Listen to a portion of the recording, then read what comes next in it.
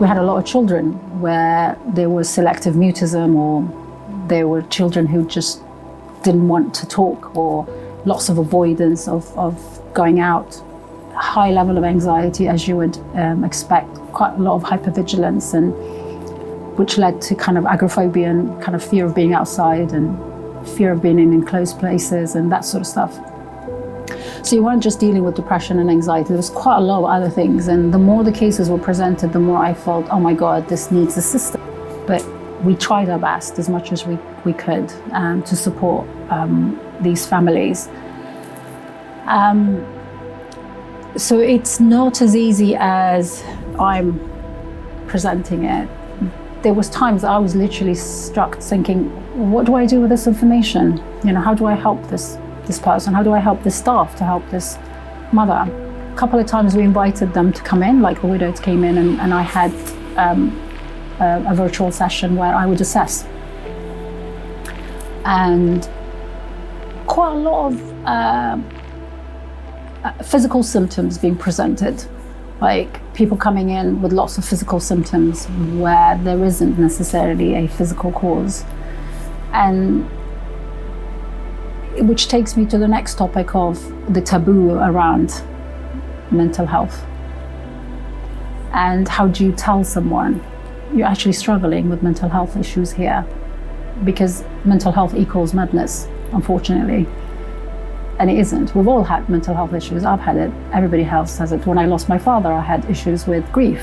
When I lost my mother, it took me a good couple of years to manage my own grief. These are all mental health issues. However, I guess if I have a physical issues, I can speak about it in public. I can say, oh, I've got a really bad stomach and I had this investigation done and sometimes we're proud and able to talk about it, but do I say I'm struggling with anxiety? Of course not, okay? I guess that's the community we deal with, and that's not just here, that's just in general, even in the current society I work in, even in Britain, you have families who are struggling to accept that there is mental health in the family. And then I remember speaking to a particular woman who was struggling a lot. They call it hysteria, but the poor woman, she was widowed. She lost the man of her life, the father of her children, the love of her life, as she described it. And then she had to lose her own home as well, her own independence. Now she has to live with the in-laws. Unfortunately, there were domestic violence there as well. You know, now that you don't have a husband, then you're controlled by where you go, where you come, financially sometimes. I'm not saying that was the case with quite a lot of them, but that's the theme that came up. What do you do with the domestic violence? You know, or the orphans as well. You know, there were a few of them weren't even going to school. You know, who's going to look after that? What's going to happen? Where do you take that? So of course, all this, I felt it was being addressed in one place. So whenever I spoke about it, I remember like the team lead would say, well, let me speak to someone and see what we can do about it. A particular family that Al-Ain supported to house.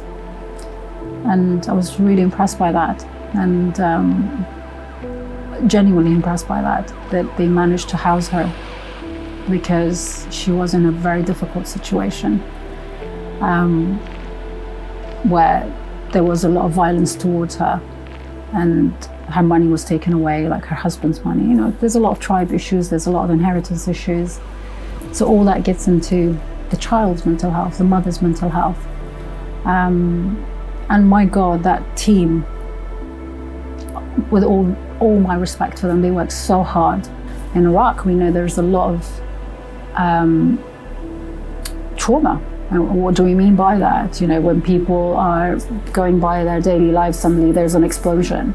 When you say goodbye to your husband to go to work, and then suddenly he was beheaded, or he was killed in a bombing. Of course, they all have impacts on us. Some people have to go and see the body. Some people have witnessed a bombing. And of course, your brain doesn't get the chance. There's a lot of biological factors there that when you're going through a very frightening experience, your brain doesn't necessarily gets to process everything. You know, some part of your brain shuts down to protect you.